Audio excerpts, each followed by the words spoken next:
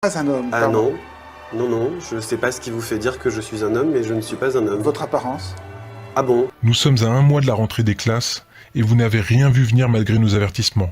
L'éducation, c'est primordial et c'est pour ça qu'à partir de la rentrée, avec Jean-Michel Blanquer, nous avons adressé une circulaire à tous les recteurs de France en leur demandant de mettre en œuvre une loi qui existe déjà, mais qui n'est pas mise en œuvre, qui demande qu'il y ait 3 séances par année scolaire d'éducation à la vie affective et sexuelle.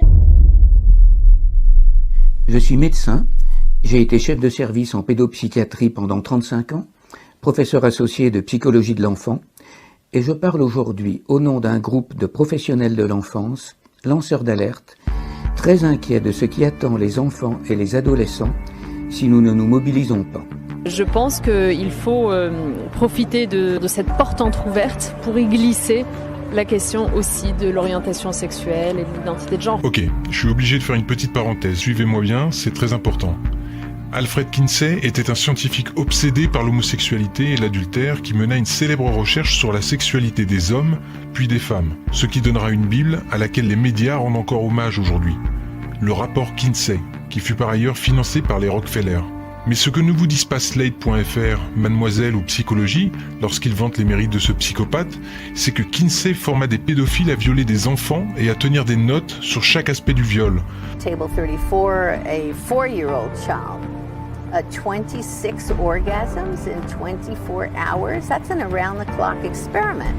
Wow, that's torture. That's torture, you bet. Tenant un journal portant sur leur propre plaisir pendant l'acte, où toutes les réactions des enfants de tous âges sont répertoriées, qu'elles soient les pleurs ou la lutte de l'enfant, considérées faussement comme des orgasmes. De ces viols à répétition sur des milliers d'enfants et bébés par tous ces pédophiles, naîtra donc le rapport Kinsey, qui deviendra rapidement le fer de lance dans le combat pour la libération sexuelle et pour le féminisme des années 70, et marquera un tournant dramatique dans notre rapport au sexe. Aujourd'hui, le rapport Kinsey est sans aucun doute possible à l'origine du droit à l'éducation sexuelle qui arrive dans nos écoles cette année. Rarement un livre pour enfants n'aura fait autant parler de lui. Tous à poil, un livre de 34 pages destiné aux 6-8 ans. Au fil de l'ouvrage, on y voit une maîtresse, un policier, une grand-mère, des personnages représentant l'autorité, se déshabiller. Vous vivez à présent dans une France amorale. Le centre de documentation le classe dans la catégorie dite pour bousculer les stéréotypes. Et les stéréotypes, ça se déconstruit dès le plus jeune âge. Qu'on lutte contre les stéréotypes d'inégalité, oui. Qu'on inculque et qu'on déstabilise des enfants en expérimentant sur eux une théorie hasardeuse qui n'est pas scientifique, c'est grave. Et ce qui est encore plus grave, c'est qu'un ministre de la République cache aux Français ce soir, devant nous, la réalité de ce qui a été mis en œuvre. Et c'est notre devoir d'homme politique de prévenir les parents et de mettre fin à cela. Et gare à vous si vous n'emboîtez pas le pas de cette nouvelle ère qui démarre officiellement chez nous à la rentrée 2018. Gare à vous si vous n'acceptez pas que vos enfants de 4 ans reçoivent des cours d'éducation sexuelle. Gare à vous si vous n'acceptez pas que votre fille soit un garçon, votre garçon une fille, ou même ni l'un ni l'autre et qu'il décide de se sentir non-binaire. Ce programme introduit aussi la théorie du genre, c'est-à-dire l'idée selon laquelle notre identité sexuelle, garçon ou fille, masculine ou féminine, est une construction sociale qui n'est pas liée à notre sexe biologique. As far as the actual psychological issues at play, it used to be called gender dysphoria or gender identity disorder, now they call it gender dysphoria. The idea that sex or gender are malleable is not true. Ah bah il faut pas confondre identité de genre et expression de genre, sinon on va déjà mal partir. Alors, non, expliquez-moi. Je suis non-binaire, donc ni masculin ni féminin, Comment et je vous refuse qu'on me genre comme un homme. Comment vous définissez-vous? Comme non-binaire. Comme non-binaire. Oui. No. My answer is no. I'm not going to modify basic biology because it threatens your subjective sense of what you are. Gare à vous si après de maintes recherches, vous vous rendez compte que tout cela n'est validé par aucune étude scientifique. Cette théorie très contestée n'a aucun fondement scientifique. And it's not backed by any science that anyone can cite. It is pure conjecture. Et je pense que la théorie du genre, qui nous vient des États-Unis, et les gens sont tellement prompts à être anti-américains habituellement que je suis toujours très étonné, qu'on puisse nous dire que la nature n'existe pas et que nous ne serions que des êtres de culture. On est les deux. On est naturellement un homme, naturellement une femme, et puis après on devient un homme et on devient une femme. Donc qu'on agisse sur les stéréotypes et qu'on évite évidemment le machisme et la phallocratie, je suis évidemment pour ça. Mais ça ne se fera pas en considérant que la nature n'existe pas. Gare à vous si vous ne les laissez pas mettre la main sur vos enfants pour leur apprendre dès le plus jeune âge ce qu'est la masturbation. Ce programme est imposé par les instances européennes et il est obligatoire. En France, aucun parent ne peut y soustraire son enfant. Gare à vous, car ce n'est pas une option. 8 élèves de la 6e classe se sont effondrés quand on leur a montré des photos et des images d'organes sexuels. Après une conversation avec la direction de l'école, Mélita a finalement été tirée violemment de la salle de classe par la directrice et une autre enseignante. Mais à cause de sa résistance, elle a dû purger sa peine dans la salle des professeurs pour le reste de l'heure. Pire encore, puisque le cours passé dans la salle des professeurs et une autre séance d'éducation sexuelle ont été rapportés comme des absences à l'administration scolaire, l'appareil des instances officielles s'est mis en mouvement. Après une amende pénale suivie d'un refus de paiement de la part des parents de Mélita, entraînant une accusation devant le tribunal, puis la visite de l'huissier de justice, et puis l'affaire est transmise au tribunal régional supérieur, où les parents n'étaient plus autorisés à se défendre eux-mêmes. Après une dernière demande de paiement, Eugène M., le père de Mélita, a finalement été informé que lui et sa femme Louise sont condamnés à une peine de prison d'1 jour.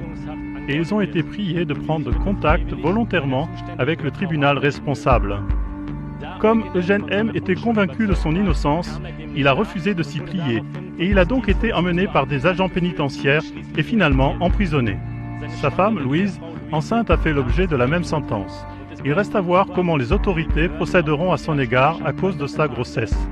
C'est un sentiment bizarre d'être enfermé en prison pour quelque chose dont, en fait, au sens propre, on n'est pas coupable. Et le droit à l'éducation sexuelle n'a absolument rien de libertaire. Les droits sexuels sont le droit à la satisfaction de ses désirs, alors que la civilisation et le bien commun demandent qu'on maîtrise ses pulsions et pas qu'on exige de les satisfaire. Le droit à l'éducation sexuelle, c'est avant tout le droit qu'a votre enfant, une fois son identité la plus intime brisée, à même se revendiquer un jour d'une autre couleur de peau. Non mais c'est intéressant qu'on interroge tous nos propres stéréotypes autour de la table, parce que sans même m'avoir posé la question, vous supposez que je suis un homme, seulement par mon apparence, vous estimez que je suis blanc. That's nonsense. The transgender suicide rate is 40%. It is 40%. The normal suicide rate across the United States is 4%. The suicide rate in the transgender community is 40%. The idea that 36% more transgender people are committing suicide because people are mean to them is ridiculous. En référence aux textes internationaux de l'Organisation mondiale de la santé, cette éducation à la sexualité doit commencer entre 0 et 4 ans. Et l'on doit expliquer aux enfants de cet âge ce qu'est la masturbation infantile précoce et leur proposer de jouer au docteur. Une société amorale dont avaient rêvé Aleister Crowley, Anton LaVey, Alfred Kinsey et bien d'autres. Et pour en revenir à la pédophilie, il est bien évident qu'il fallait se débarrasser des lois réprimant cette déviance sexuelle. C'est ainsi que, grâce encore à notre secrétaire d'État chargée de l'égalité homme-femme, Marlène Schiappa, qui a profité que vous ayez le dos tourné pour en faire plutôt une préférence sexuelle. En d'autres termes, si demain vos enfants se font violer par un adulte, ils devront prouver au barreau et en présence de leur violeur qu'ils n'étaient pas consentants, quel que soit leur âge. Et si votre enfant, pendant qu'il était en train de se faire sodomiser, n'a pas réagi, il connaîtra le problème que beaucoup de femmes vivent après un viol, celui d'être culpabilisé parce qu'il ne s'est pas débattu. Bah oui, il a été éduqué sexuellement, hein. Why didn't you report the rape in the first case if there was evidence? It's a big problem. And if there wasn't evidence, does that mean you didn't fight back? Why not? We see it the whole time. You ladies do make our job rather difficult. What are you thinking, Lawrence? Shall I tell you what's going on in your head biologically? There's a part of your brain, the amygdala, is telling you to do whatever you need to do to survive. It's like a siren. Survive, survive. So loud, in fact, it's drowning out your cerebral cortex, your logical brain. Your cortex knows, I'm not going to cut your throat. Why would I do that? My family's in enough trouble as it is. But the amygdala, it's pure instinct. It feels the damage this can do. It's no bigger than a peanut. You're taken by surprise, afraid for your life. We're programmed to do whatever will ensure our survival. And sometimes That's nothing.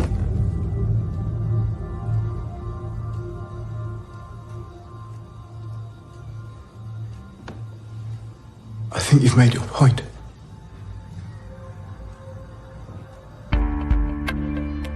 Nous ne tenons même plus compte de ce que l'on appelle la sidération. Que direz-vous, sataniste lavéien, lorsque votre enfant se fera violer, puis le pédophile relaxé parce que finalement, le juge aura décrété qu'il n'y a pas eu, selon la loi, maltraitance puisque votre enfant était consentant? Cela dépasse-t-il votre philosophie amorale? Si oui, comptez-vous vous dresser contre votre propre philosophie? Ou direz-vous que du fait que ce soit légal, Anton Lavey l'aurait accepté? Et là je m'adresse à tout le monde. Puisque le satanisme est amoral, avez-vous réellement conscience que nous entrons dans une société pédo-amorale? Pardonnez-moi, pédo-sataniste? Êtes-vous bien d'accord qu'il existe alors un lien entre satanisme et pédophilie? Pédophilie et satanisme, c'est accroché. On dit souvent que les sectes satanistes sont le maquis de la pédophilie. Ne voyez-vous pas que ces mesures ne sont pas bénéfiques pour les enfants, mais seulement pour les pédophiles et pédomanes? Suis-je vraiment devin si je vous dis qu'ils vont bientôt infiltrer le mouvement LGBT pour revendiquer leurs préférences sexuelles? Ou fais-je simplement appel à mon bon sens, bordel? Pedophilia is coded as the sexual preference for pre-adolescent children. It is crucial to understand the difference between pedophilia and child sexual abuse, which is illegal and must always be. But a pedophile who doesn't abuse children has done nothing wrong. J'ai eu la même réaction d'incrédulité quand mes collègues m'ont transmis ces informations. Et puis, je suis allé vérifier, et je peux vous assurer que tout ceci est exact. Quelle que soit votre religion, quelle que soit votre philosophie, que vous soyez un simple citoyen ou officier de la police nationale, de la gendarmerie ou de l'armée, que vous soyez enseignant, pédopsychiatre, scientifique, la France n'a jamais eu autant besoin de vous aujourd'hui. Alors je vous en conjure, oublions nos différences au lieu de les mettre en exergue afin de nous unir contre cette putain de mafia qui n'en veut qu'à nos gamins, parce que je vais vous dire une chose, demain, ce sera votre enfant qui devra se justifier devant le juge de la sodomie qu'il a subie. Ok ? Votre enfant ne sera plus victime d'un pervers, il ne s'agira plus d'une affaire de pédophilie, mais d'une question de consentement à la seule appréciation du juge. Allez-vous laisser faire ça? Je réitère un appel solennel au nom des Français envers nos gardiens de la paix intègres. Nous demandons votre assistance. Ne restez pas les bras croisés, désobéissez de façon organisée au nom de la France et de nos enfants afin d'éviter aux citoyens français d'être tellement à bout qu'ils viendraient à prendre les armes pour protéger eux-mêmes leurs enfants. La pire chose qui puisse arriver à notre pays est la guerre civile. Alors nous vous demandons de réagir. Et quant à vous, citoyens, vous me demandez souvent « Ok, nous sommes réveillés, mais comment pouvons-nous faire ?» Même si toutes nos institutions sont infestées de pédophiles et pédomanes, dans la magistrature, dans la politique, dans le divertissement, dans les services publics, dans la finance et même dans les hauts rangs de la police nationale et de la gendarmerie, chaque corps de métier compte un nombre impressionnant, mais pour l'instant silencieux, de personnes qui savent déjà mais qui ont peur de bouger, peur de perdre leur emploi s'ils parlaient, ou de se voir placés en hôpital psychiatrique. Notre mission en tant que citoyens français et citoyens du monde n'est pas de prendre les armes, ne faisons pas cette bêtise, nous devons agir en respectant la loi. Nous devons donner toute notre énergie non seulement à prévenir ceux qui ne savent pas, ceux qui pensent encore que tout cela n'est qu'une théorie du complot, leur faire comprendre, leur faire réaliser l'immense gravité de la situation. Partagez cette vidéo, même si vous avez peur de passer pour un guignol face à vos collègues, amis ou famille, partagez cette vidéo. Dites que vous savez, levez-vous. Il ne s'agit pas ici de politique, ni de religion, ni de couleur de peau, il s'agit de la sécurité et du bien-être de nos enfants, bordel. Partagez cette vidéo, et pour celles et ceux qui sont déjà réveillés, et vous êtes nombreux à faire déjà ce travail d'éveil des consciences, faites des tracts, diffusez-les en masse à tous vos contacts, à tous les parents, à tous vos copains. Nous sommes capables de nous réunir par millions pour voir un ballon sur un terrain de foot. Pour une fois, utilisons cette énergie pour une véritable cause, parce que même si nos dirigeants tentent de nous enfumer, de nous discréditer, la pire chose qu'il puisse arriver pour eux, c'est que nous oublions nos différences pour nous unir. Ils sont terrifiés à cette idée. Ne restez pas silencieux parce que demain il sera trop tard et vous ne pourrez pas dire que vous ne saviez pas.